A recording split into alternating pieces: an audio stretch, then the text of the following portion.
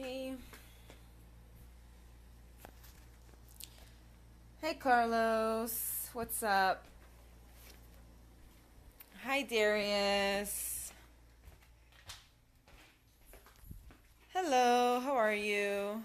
Jen. I always forget your name. Your name is Jen. Hi, Jen. Welcome. Hello, hello, guys.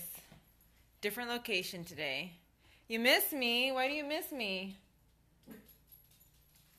I'm on every day. I don't know how you could miss me. I've been on every single day. I'm good. I'm good. I'm going to be talking about supplements that I take today.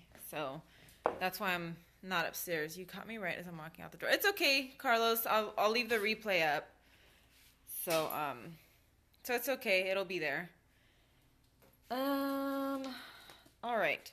So I've been busy working, but also been praying for you. Oh, well, thank you. Thank you so much. Okay.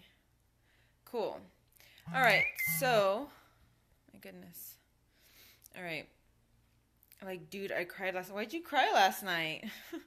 You cried for me? No, don't cry for me. No, that's sad. Don't cry for me. I'll survive. Don't worry. Don't worry. So today I am talking about supplements. So I'm in the dining room. You can't see. I'm in the dining room right now. And I'm in the dining room because all of my supplements are downstairs. Because when I lied to you, and second-year scopes make me so mad and sad. Why? What did you lie to me about? Where you lived? You lied to me that you lived in LA or in Texas. I don't care. It's not a big deal. Like, I'm not, it's not a big deal. So we'll talk about it later. So anyways, yesterday I talked about my food sensitivities, and I was telling you guys how I'm intolerant to a lot of different types of foods. A lot of things make me sick. Hi, Lithgeith. And so then I told you guys I'll talk about supplements on Monday, because I kind of have the same issue with supplements that I do with food and stuff. Hi, how are you? Yesterday I was telling you guys I'm intolerant to a lot of foods, and that is because I have a genetic problem, and as I take things or eat things, the more and more I eat them, the more chance there is that I will become intolerant to it. It's just a genetic issue. So I'm going to show you some supplements that I take. We're going to start in my room, and you guys might hear the oxygen concentrator going. I'm good. How are you, Lith? So here, this is a mess right here on my... Just want to make sure that there's nothing weird on this table. So these are the supplements that I take right now. This is about half of what I used to take. I used to take double, but eventually I became intolerant to most of the supplements. So most of the supplements that I still take are for tissue repair. MSM, L-glutamine. This is for immune system support. Okay, Carlos, I'll see you later. Iron, because I'm kind of anemic. Calcium. Enzymes. These are for, this is just general tissue repair. I have Lyme disease, so I take them to sort of help me get through my Lyme disease issues.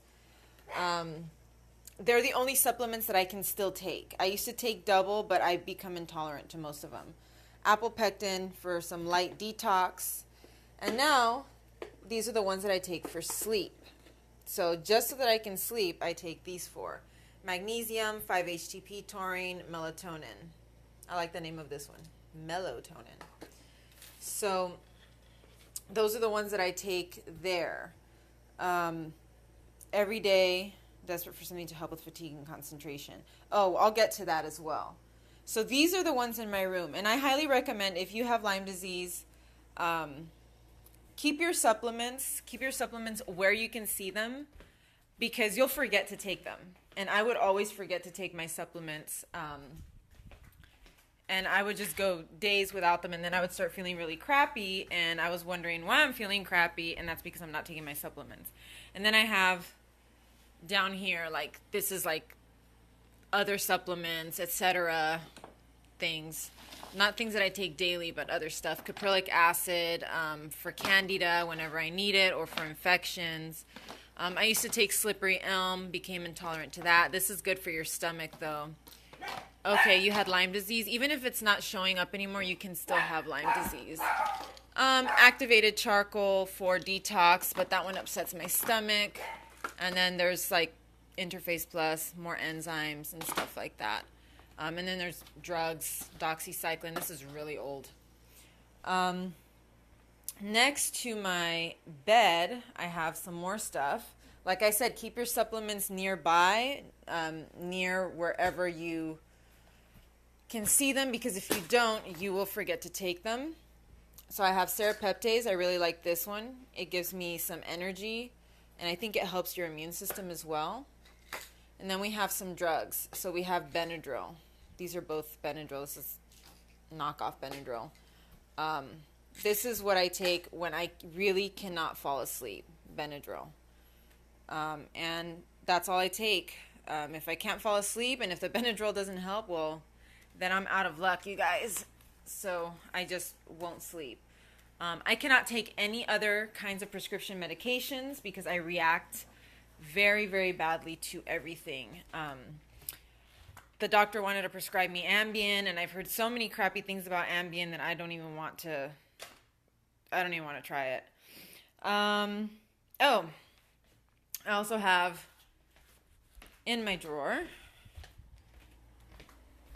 another prescription that didn't really help me either. And I've shown you guys this one before, or I've shown some of you guys this one before. And that is this. I need to throw it away because it's so old. So medical marijuana.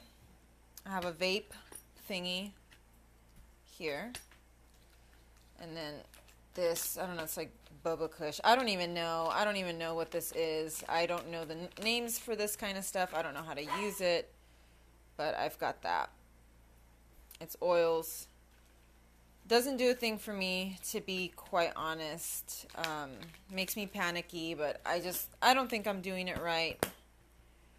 But it doesn't help, so that's a prescription. That's a prescription that I have. I have pain meds as well for after my surgery. I can't show it to you, though, because it's got prescription information on it. Tramadol, which is a really strong, I think it's in the family of morphine. I rarely take it unless I'm desperate for some pain relief. But I get all the bad side effects, nausea, panic, all kinds of stuff. So any side effect I will get. I keep leaving my notebook over here. So for fatigue, I mean, I noticed that a lot of these supplements do help with fatigue, just I think because they just help in general. But I also take methylcobalamin. And I did the injection on one of my scopes. So I take this. I don't know if you could see it. Methylcobalamin. I inject it. That's also for methylation and for energy. So that will help with fatigue. Oh, and then also too, I take this Therabiotic Complete, Claire Labs. And that also helps with some of the fatigue and candida issues. It's a probiotic. And I also take a prebiotic by Claire Labs. And those two go together and they help quite a bit. And then, of course, if I'm in pain, Advil. It's really the only thing I can take. I'll leave the replay up, Jessica. Hi, how are you? Advil if I have pain. Benadryl if I can't sleep. And that's basically that's basically it. I mean, I can't really take much. So I'm good. I'm good. Just doing this quick scope, talking about my supplements and any kinds of prescriptions I have, which I don't have many prescriptions because I can't take any. Um, I tried CBD oil. I tried it. I have a medical marijuana prescription. Tried that. Not that great. I tried CBD oil because somebody else recommended CBD oil. My pain went through the roof with CBD oil. Yes. With the medical marijuana, I had like a severe panic attack, but I think I smoked way too much. With the CBD oil, my pain went through the roof. Joint pain, lower back pain. It sort of helped with the light sensitivity, but then it just messed me up um, as far as pain goes. And I don't really have joint pain day to day. So to take something and to get joint pain, I was like, no, I don't think so. And it was super expensive too. Having the opposite effect in some people. It takes away joint pain.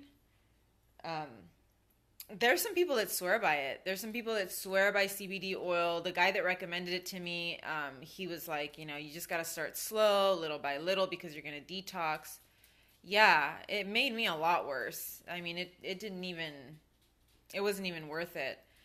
But the guy that recommended it to me was just like, you got to take it, you got to try it. And I mean, it just depends on every individual person. It made my heart race and you got nervous. Yeah. Yeah, some people say that it's just, it's the ratio of CBD to THC. I think that there are just some of us that genetically, we just don't respond well to this stuff. Like I said, I'm multi-susceptible. I become intolerant to everything over time. I'm going to react to just about everything.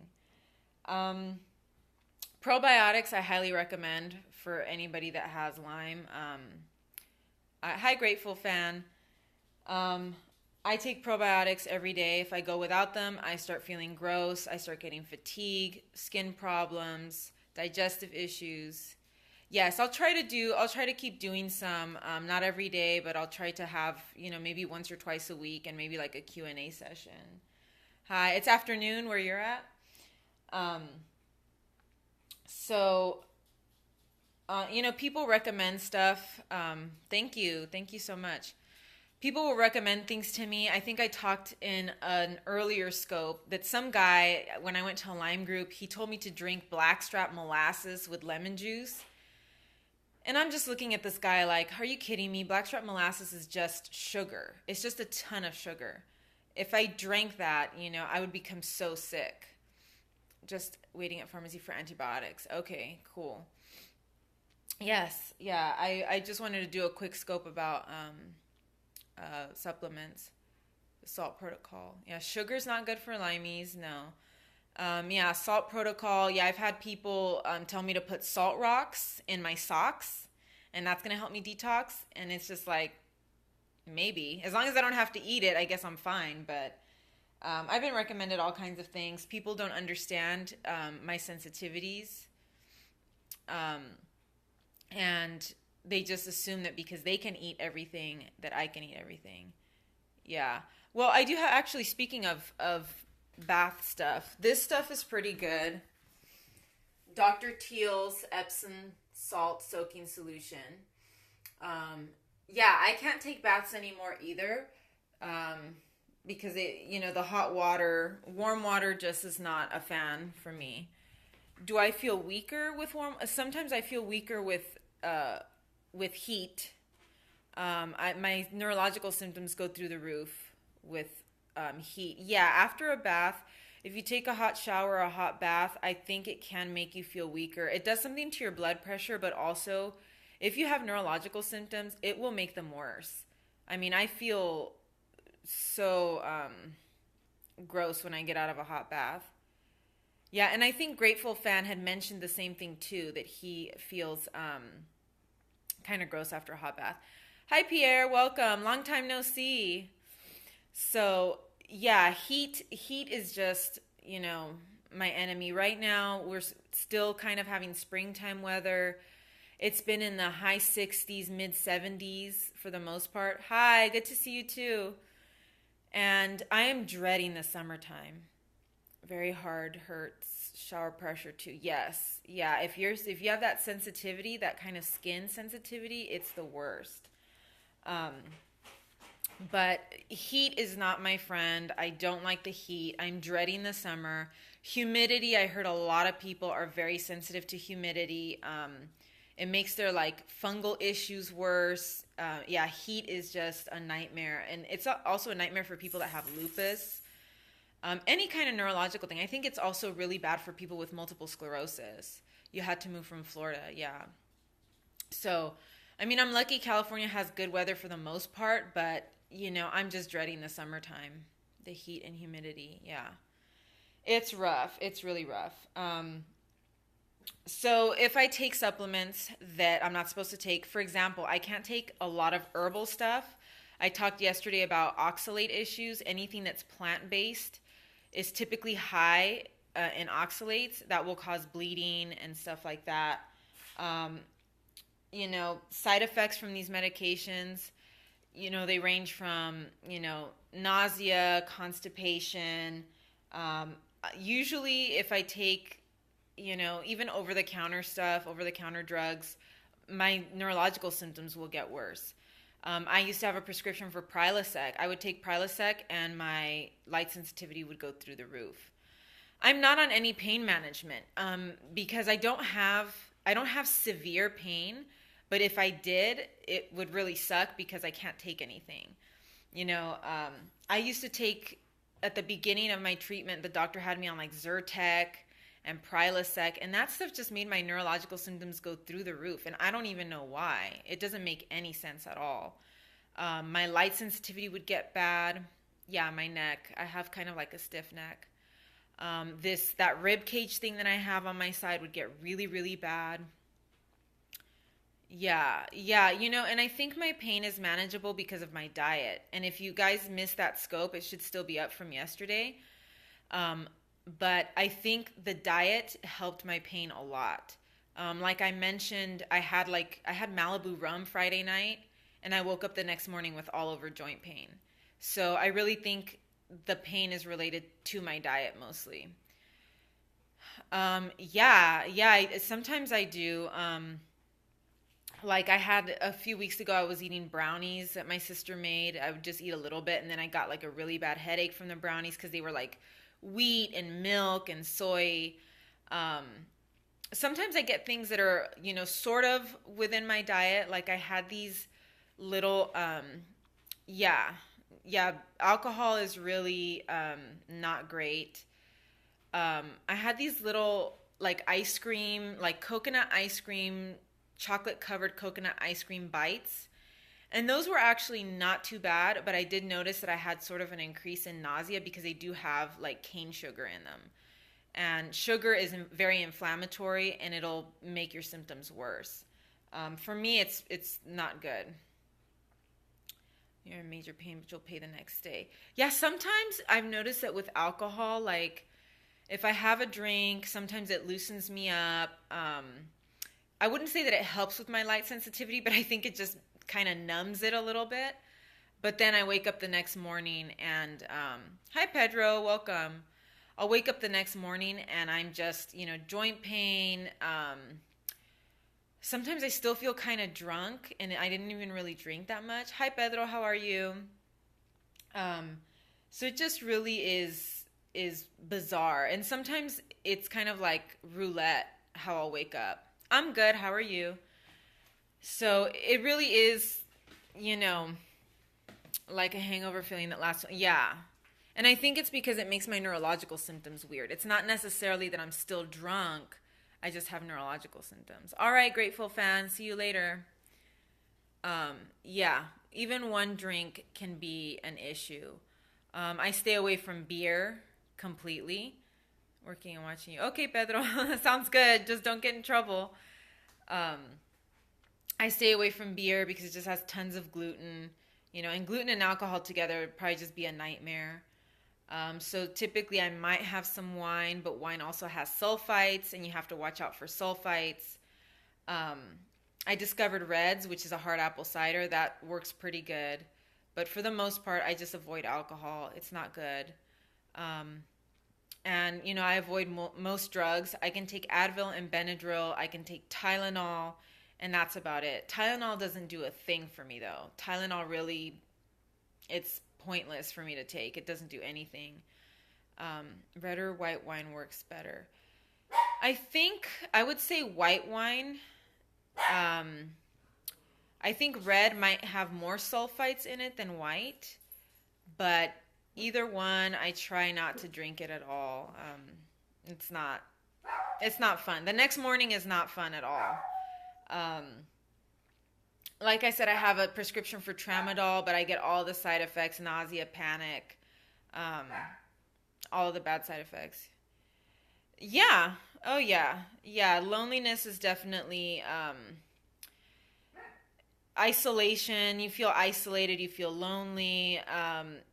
You just feel like I don't talk about my illness at all. That's why it's so bizarre to me to do these scopes, because I don't talk about my illness ever. Red wine next morning ain't good for my head either. Yeah, some people get headaches. Some people are just prone to having reactions, and I think that's from the sulfites that are in red wine. So I think sulfites cause headaches. Yeah. Um, I'm not accustomed to really even talking about my illness because it's not a topic of conversation that is really permitted at my house. When you see me doing a scope, the reason I do them early in the day is because my family isn't home. They're all working. They really don't like like to hear about it or like to hear me talk about it at all. So when they're home, it's not a topic of conversation. Sometimes you'll see me, I'll go to the Starbucks around the corner and I'll get Wi-Fi from there, or I'll go somewhere else and get Wi-Fi if I really need to talk about something, because, being at home, my parents just don't really like the idea of me talking about my illness. So, I try to, I mean, I'm not used to talking about it. I'm doing it for Lyme Awareness Month, and because some people actually requested that I should talk about it, but it's just so weird to me. They're in denial. They're still in denial at this point. They really don't want to accept it still. I mean, they have to. So they've kind of made peace with it, I guess. Good thing you're doing. Yeah. Yeah, I mean, they should be more supporting, but they just can't come to terms with it. Yeah. They won't ask. The I don't have a problem with my parents not asking. If they don't want to know, that's fine. You're not supposed to be sitting up here, Sunny. Get down. Get down. I don't have a problem with people not asking me. That's not the issue. What I have a problem with is when I'm talking about it and they interrupt me. And that's what I'll get a lot of. If I'm talking about my illness, my parents are around, or my mom, actually, I shouldn't say my parents. My dad kind of just tunes it out. But if I'm talking about my illness and my mom is around, she will interrupt and change the subject. If somebody asks me about my illness and she's around, she will interrupt and change the subject. She just does not want to hear about it. Yes. And see, it's funny because I thought I was the only one, and I hear this is very common with people with Lyme. It's just, I think they're in denial because it's a cultural thing. We're Mexican, I think they sort of believe that if you deny that the illness is there, it'll just magically disappear. And they also feel that there's a big psychological component to it. If we ignore her, or if we tell her that she's not really sick, then she'll just forget that she's sick. I know, right? Mexicans don't get sick.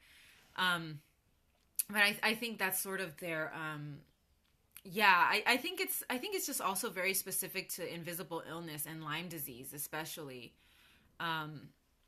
They just don't, I think because there was never a tick bite. All right, Pedro, thank you for being here. Because it was never evidence of a tick bite, it's just so easy to deny. And for them, it's just easy to dismiss it as it's a psychological issue. It's all in your head. It's not a big deal. And I think my parents are very narcissistic. My mom is definitely a narcissist. She has no concept of other people's pain, and neither does my dad. So I think it's also just their own personal issues.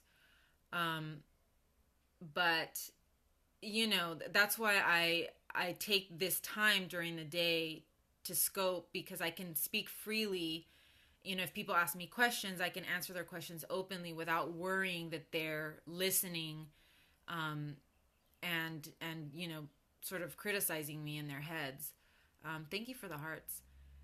But I don't. This is the most I've ever talked about my illness. I don't talk about it with anybody.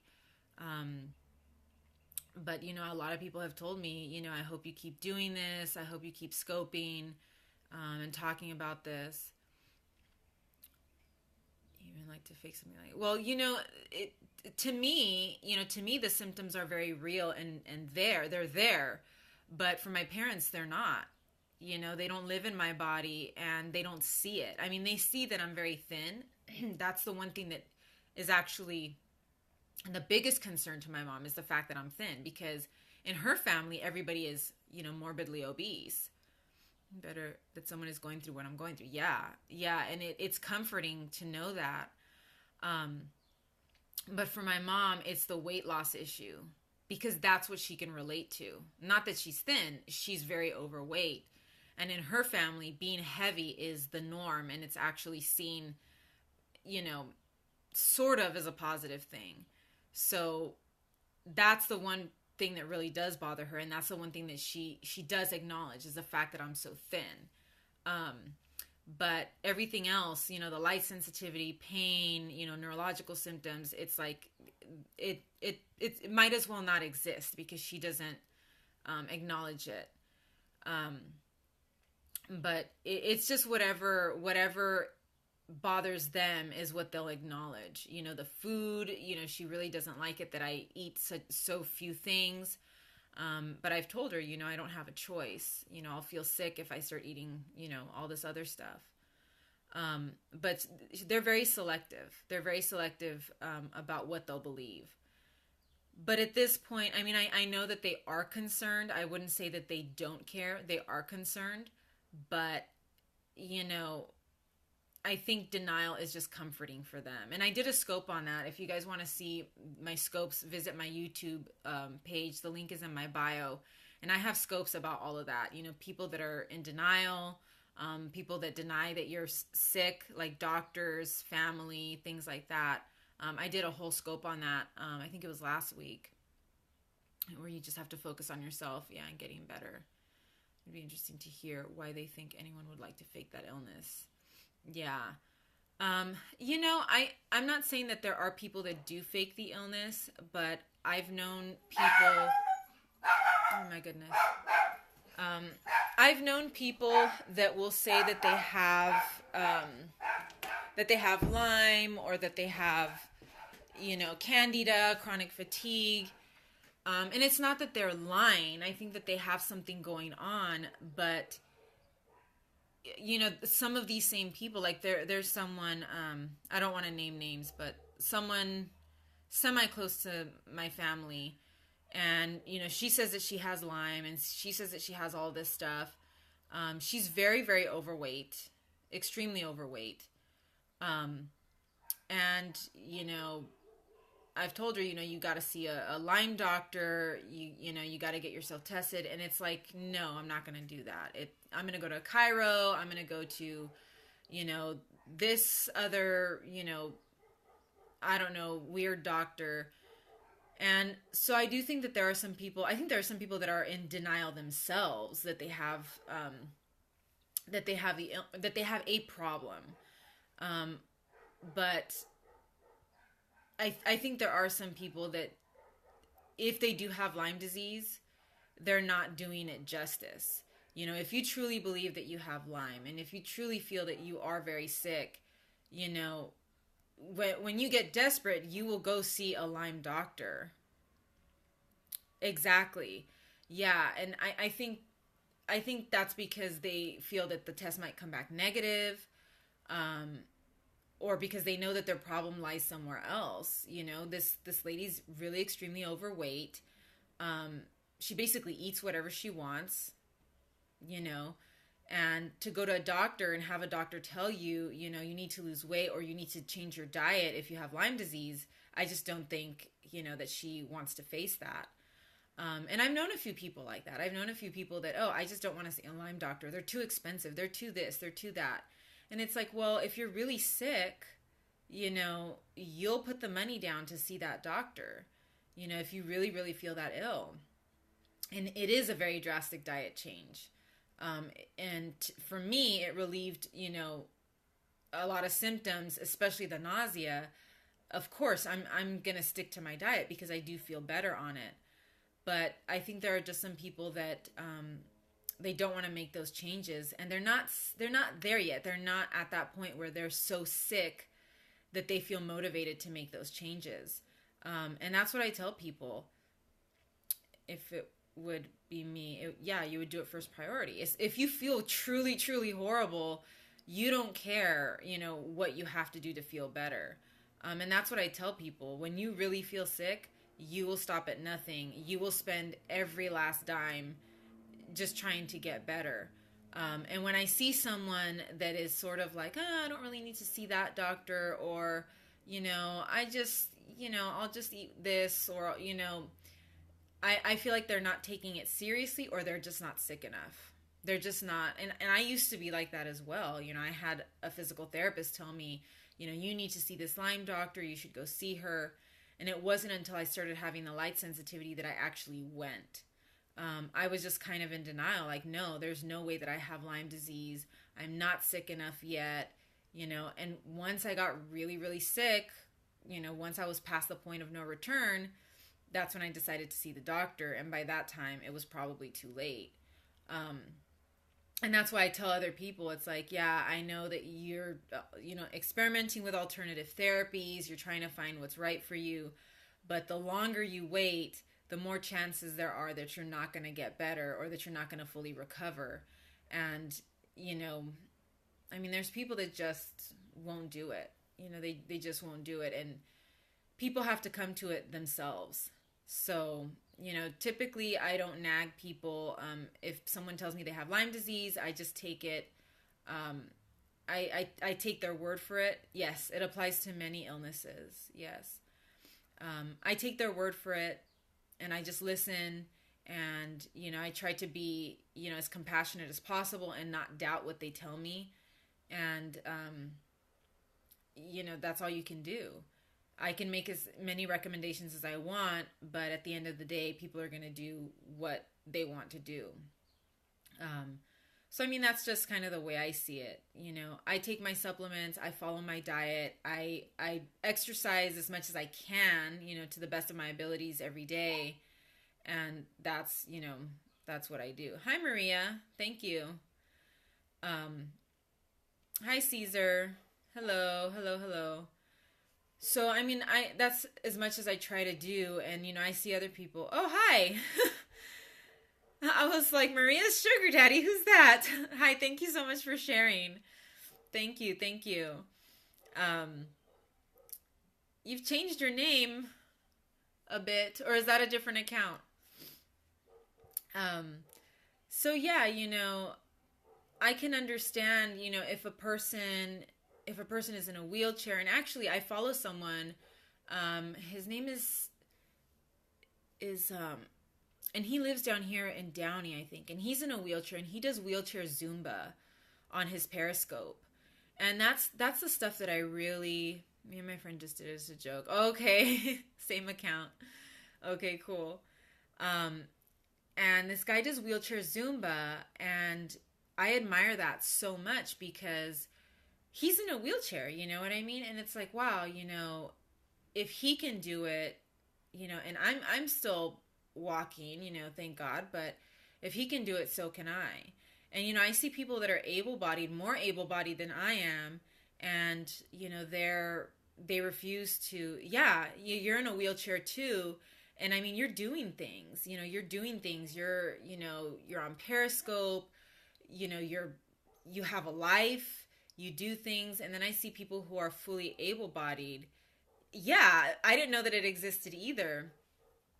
I see people that can still walk and they refuse to even walk on a treadmill for, 10 minutes. And, I go for a 40 to 45-minute walk every day. Yeah, chair Zumba. I actually think wheelchair Zumba would work really good for people that have Lyme disease, because a lot of us can't really walk for a long time or can't stand up. I work for Google. Yeah, that's really good. Yeah, I mean, you're still living life and working and doing things. And, I see people that are, that can go out to eat at a restaurant every single day, yet they refuse to, like I said, walk on a treadmill for 10 to 15 minutes a day, and they can still walk and they can still stand. I have a hard time breathing sometimes, and I still go for my walk 40 to 45 minutes a day, even though the doctor told me only 30 minutes. So I do sometimes question some people. Yes, I get very inspired by people as well. Since I've been on Scope, I've seen a few people that, are doing amazing things. If you guys don't follow Brian Dilbeck, follow him. He's got cerebral palsy. He can, you can barely understand him when he talks, but he's driving. He's an actor. He's worked with Jim Carrey. He still walks with assistance. He can drive. He's a full-time investor, owns his own home. It's just amazing. It's just amazing the things that you see these people do. And, and there's people that are not as bad off, and, they just can't hold it together. And, it really makes you think, it really makes you wonder. I think it's just the individual's own motivation. Hi, welcome everyone. It's just the individual's own motivation, and what they want out of life, in my opinion. And sometimes it's hard to stay motivated, but you just kind of have to find that motivation from somewhere. And I might do a separate scope about that as well. I did one on gratitude yesterday. Was it yesterday? The day before, on Saturday. I did one on gratitude, but I think I might do another one on motivation and what keeps you going, because we have to have something that keeps us going every day. So I think that would be a really good scope, and it would be interesting to hear what motivates you guys as well, because we all have a different motivator in life. So that's my scope for today. Yes, I'm going to do a scope on that. I'm going to do a scope on makeup and hair care and stuff like that. I'm going to do that either tomorrow or Wednesday, because I'm going to talk about body image as well. Body image is a huge thing. That was something that, really surprised me when I got diagnosed with Lyme. So I'm going to talk about body image, and then I'll probably talk about makeup and hair care the day after that. So that you guys know the stuff that I use, because I'm supposed to stay away from, every kind of toxin on earth, which is impossible. But I'll definitely do a scope on that. Oh, yeah. Yeah. I mean, body image is just such a huge thing. So I'm going to prep for that one for tomorrow. And thank you guys for joining me. Thank you for the hearts. Visit my YouCaring page, youcaring.com/Marisol has Lyme. I'm accepting donations to pay off medical debt. That will close, the fundraising will close May 31st. So we've only got about a week left. And also click on my links that I have on my bio. I have one to my new blog, and also one to my YouTube page where I have all of my previous scopes up. And follow me on Twitter, hotsun100384. And I'll be back tomorrow with another scope. Thank you guys for joining me. I'll see you tomorrow.